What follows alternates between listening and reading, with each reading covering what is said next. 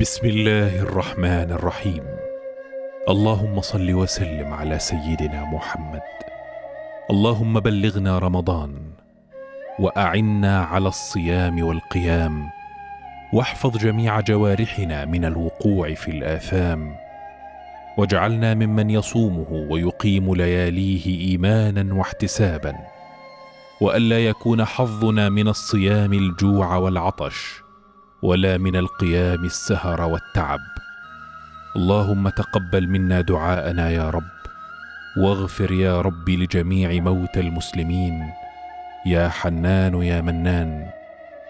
اللهم اجعل يا رب رمضان سببا في دخولنا الجنة يا رب، بدون حساب ولا سابقة عذاب.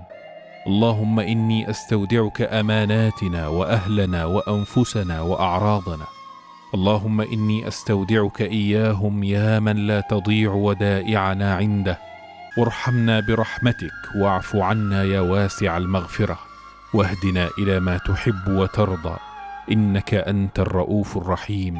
وآخر دعوانا أن الحمد لله رب العالمين، وصلى الله وسلم على سيدنا محمد وعلى آله وصحبه أجمعين.